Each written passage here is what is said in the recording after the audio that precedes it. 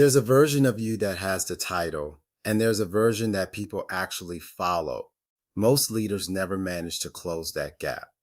I spent decades trying to understand what stands in the way. I'm John Reaves. I've made decisions worth millions in rooms where silence is expensive, and I've spent years in graduate classrooms tearing apart the psychology of why people actually follow someone versus just complying with them. Those two worlds taught me something no MBA covers. The skills that get you promoted are almost never the ones that make you worth following.